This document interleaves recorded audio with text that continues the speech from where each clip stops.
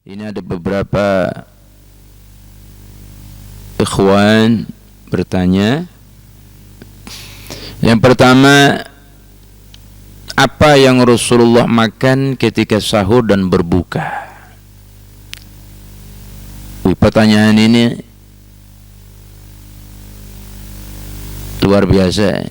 Ini orang-orang yang cinta dengan apa-apa yang diperbuat oleh Rasulullah. Sampai makanannya pun juga ditanya. Mudah-mudahan makanan Rasulullah ada di Lubuk Linggau atau ada di Indonesia. Yang jelas Rasulullah menganjurkan, ya, ini termasuk mustahab atau sunnah. Yang namanya berbuka itu dianjurkan dengan rutub. Rutub itu mirip kurma, cuma kurmanya agak kurma muda dia. Kurma muda dia. Ya, kurma muda dia. Rutub yang rasanya manis-manis agak sepet itu. Ya, kalau tidak ada rutub, kurma. Ya, kalau tidak ada kurma, maka Rasulullah berbuka dengan beberapa teguk air. Itu bisa. Jadi, dan tidak ada dalam riwayat kalau Rasulullah itu berbuka dengan rokok Jisamsu, tidak ada, atau Sampurna, tidak ada. Maka para perokok-perokok Indonesia dan dunia dan seluruh yang menyaksikan daripada acara kita ini, ya kalau bisa jangan berbuka dengan rokok lah kalau bisa. Jadi berbuka itu kalau tidak ada kurma, ya cari sesuatu yang bagus, apa buah, ya, buah atau apa. Kalau tidak ada juga, ya sudah, air putih.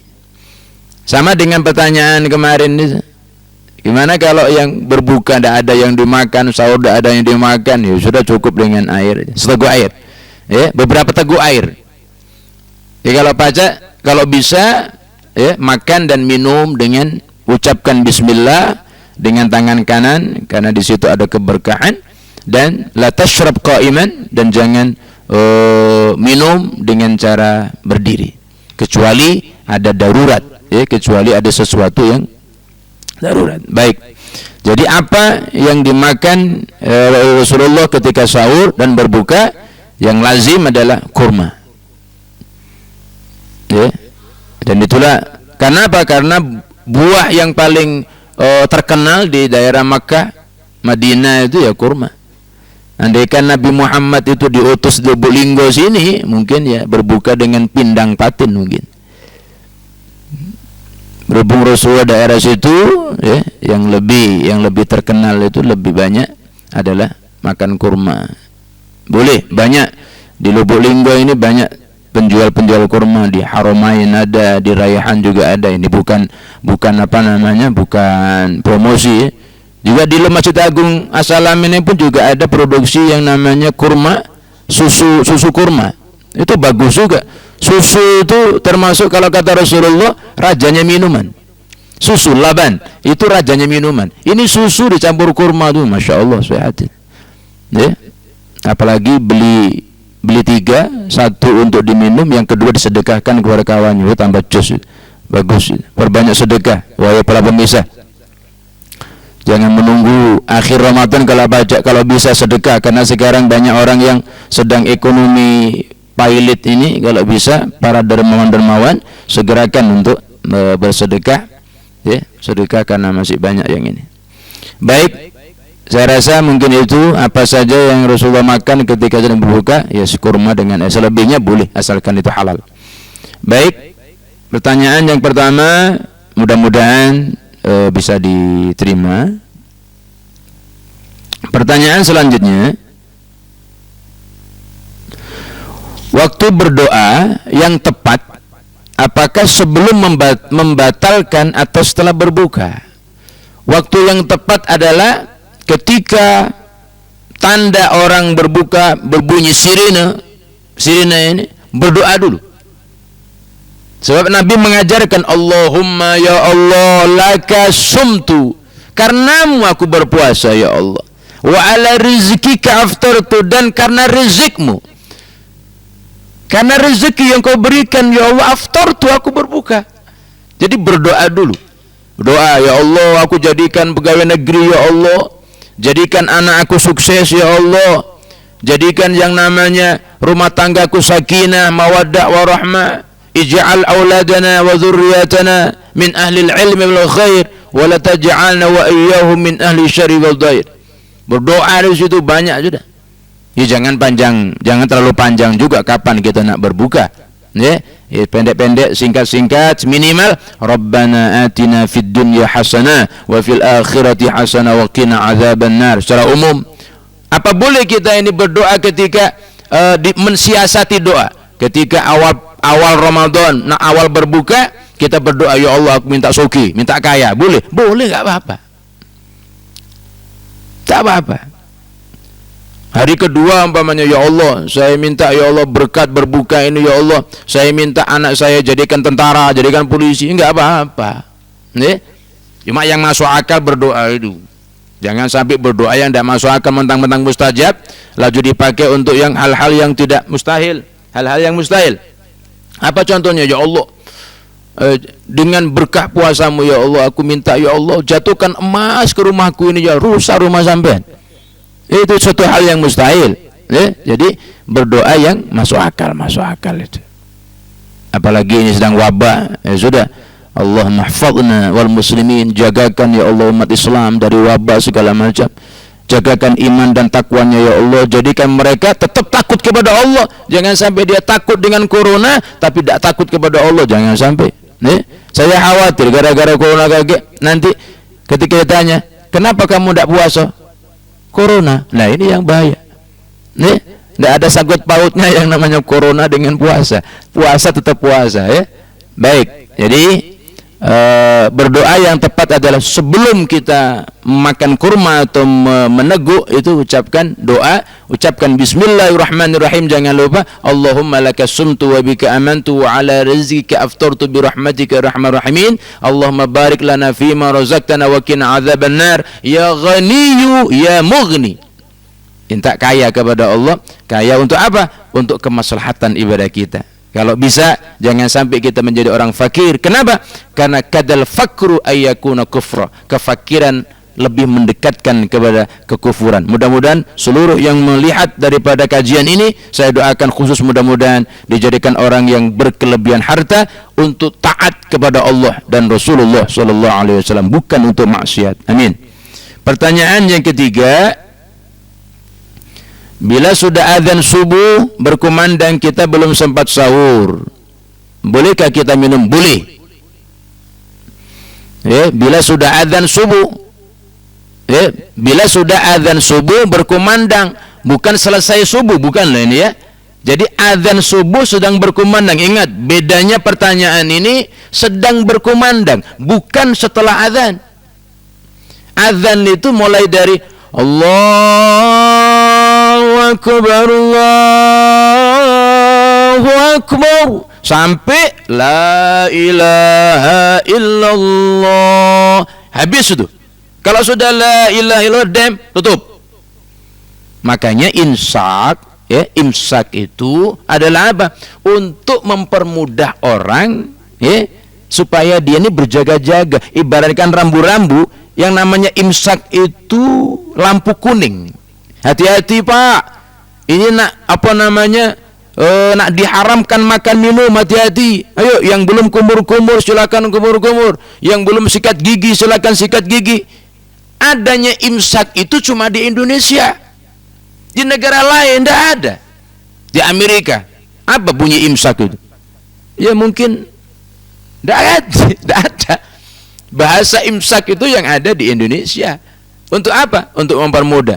Di Mekah, di Madinah, maafi, tidak ada kalimat imsak kayak di sini. Apalagi sekarang lagi rame di medsos ini, ya, berbagai macam orang untuk membanguni orang, ya, macam-macam pokoknya. Jadi kalau sedang berkumandang azan subuh, belum sempat sahur, bolehkah kita? Boleh, tidak apa-apa.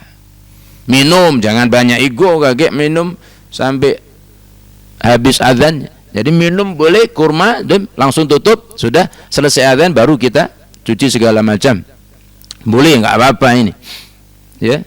Jadi ingat bedanya imsak dengan adzan. Jadi imsak adalah aba-aba orang untuk membersihkan apa yang sudah dia makan. Waktu pas adzan, maka selesai adzan, maka batas itulah yang namanya awal daripada orang berpuasa. Baik. Jadi supaya tidak banyak orang salah faham, ini kadang-kala mengatakan ketika ada orang bunyi imsak, ada orang ngopi dikatakan, "Woi, haram kau." Tidak itu. Jadi ketika bunyi imsak, masih ngopi, masih ngerokok umpamanya, boleh, tidak apa-apa. Kenapa? Karena belum adzan. Adzan itulah setelah selesai adzan baru selesai yang namanya orang makan minum. Pertanyaan yang keempat, bagaimana jika kesiangan ketika sahur dan di malam hari lupa membaca niat sahur, sahkah puasanya? Kalau menurut daripada kajian syar'i, rukun puasa itu niat. Jadi kalau orang tidak niat, maka tidak sah puasanya. Tidak niat, tidak sah puasanya. Tapi bagaimana terus dia puasanya? Tetap dia tidak boleh meninggalkan yang namanya, dikarenakan dia nggak niat, lupa, terus dia makan seenaknya, minum seenaknya umpamanya, merokok ngalor ngidul umpamanya. Jangan, tetap tidak boleh itu. Tetap tidak boleh. Kenapa? Karena penghormatan daripada puasa daripada Ramadan tadi. Nah, yang seperti ini akan diganti, diqadha di hari-hari berikutnya di luar daripada bulan Ramadan. Makanya apa? Ulama ini kan membuat kemudahan bagi kita. Ada dua hal. Yang pertama, ketika sholat tarawih di sana ada dibaca bareng-bareng. Nawaitu shoma ghadin an adai fardhi syahri ramadhana hadhihi sanati lillahi ta'ala. Kalau di daerah Jawa itu diartikan. Saya kulo niat ingsun poso sedina sesuk wulan Ramadan karena panjenengan ya Allah. Itu kalau di Jawa. Nah, kalau di Lubuk Linggo di Sumatera ini sepertinya tidak ada yang diterjemahkan. Nah, saya khawatir apa? Mereka cuma bisa menirukan tapi nggak paham artinya. Nawaitu shoma ghadin an adai fardhi syahri ramadhana hadhihi sanati lillahi ta'ala. Ketika ditanya, "Mang, itu artinya apa itu?" Itulah artinya. Nah, ini tidak ngerti artinya, ini bahaya. Maka melalui daripada kajian ini saya sampaikan, arti kalau di bahasa Indonesia kan, sengaja aku nawaitu shoma ghadin, sengaja aku niat berpuasa besok di bulan Ramadan karenamu ya Allah. Cukup, itu sudah. Jadi makna daripada nawaitu shoma ghadin an adai fardhi syahri ramadhana hadhihi sanati lillahi ta'ala. Ada yang kedua, boleh kita berniat mulai daripada awal Ramadan, kita berniat, ya Allah, saya berniat puasa sebulan penuh bulan Ramadan. Nah, ini boleh karena sudah dia berniat. Kenapa? Karena sudah berniat dari awal sampai akhir. Ini boleh. Sekalipun tiap malamnya dia tidak berniat, ini sudah tergolong 30 hari atau sebulan bulan Ramadan dia berpuasa terus. Nah, jadi kalau secara syariat dia sudah kurang daripada rukunnya. Rukun niatnya dia sudah kurang. Tapi puasanya dia tidak boleh membatalkan. Tapi pada hari lain dia tetap diwajibkan untuk mengqadha karena tidak sesuai dengan rukun daripada puasa. Baik, saudara-saudara sekalian rahimakumullah, alhamdulillah, mudah-mudahan kajian dari yang singkat ini bisa memberikan manfaat bagi saya pribadi dan pada kita semuanya. Dan sedikit yang saya sampaikan, jangan tinggalkan berbuka dan jangan tinggalkan sahur, karena di balik keduanya ada keberkahan. Makna daripada berkah adalah bertambahnya kebaikan setelah kebaikan. Mudah-mudahan dengan berbuka dan bersahur, mudah-mudahan badan kita akan disehatkan oleh Allah Subhanahu wa taala. Kalaupun ada penyakit-penyakit, berkah berbuka, berkah sahur mudah-mudahan disembuhkan oleh Allah Subhanahu wa taala. Ala hadhihi niyyah salihah wa ala kulli niyatin salihah wa ila hadratin Nabi Muhammad sallallahu alaihi wasallam bisirril Fatihah. A'udzu billahi minasyaitonir rajim. Bismillahirrahmanirrahim. Alhamdulillahi rabbil alamin. Ar-Rahmanir Rahim, Maliki Yaumiddin, Iyyaka na'budu wa iyyaka nasta'in, ihdinas siratal mustaqim, siratal ladzina an'amta 'alaihim ghairil maghdubi 'alaihim waladdallin. Amin. Bismillahirrahmanirrahim. Alhamdulillahi rabbil alamin, hamdan hamidin, hamdan syakirin, hamdan yuwafi ni'amahu wa yukafi'u mazida. Ya Rabbana lakal hamdu kama yanbaghi li jalali wajhikal karim al 'azim sultanik. Allahumma salli wa sallim ala sayyidina Muhammadin tibbil qulub wa dawaiha wa afiyatil abdan shifaiha wa anil absar wa diyahi wa ala alihi wa sahbihi wa sallam. Allahumma inna nas'aluka ridhaka wal jannah wa na'udzubika min sakhatika wan nar. Allahumma inna nas'aluka min khairi ma sa'alaka minhu nabiyyuka Muhammad sallallahu alaihi wasallam wa na'udzubika min syarri ma sta'adaka min nabiyyika Muhammad sallallahu alaihi wasallam. Allahumma inna nas'aluka ridhaka wal jannah wa na'udzubika min sakhatika wan nar. Rabbana taqabbal minna salatana wa siyamana wa sa'ir a'malina. Allahumma ij'alna min as-su'ada wal maqbulin wa la taj'alna min al-ashqa'i al-mardudin bi rahmatika ya arhamar rahimin. Rabbana atina fid dunya hasanah wa fil akhirati hasanah wa qina adzaban nar. Wa sallallahu ala sayyidina Muhammad wa ala alihi wa sahbihi wa sallam. Walhamdulillahi rabbil alamin. Hadana hadza ma qultu insyaallah. Mudah-mudahan apa yang saya sampaikan manfaat. Kurang lebihnya mohon maaf. Walafu minkum. Assalamualaikum warahmatullahi wabarakatuh.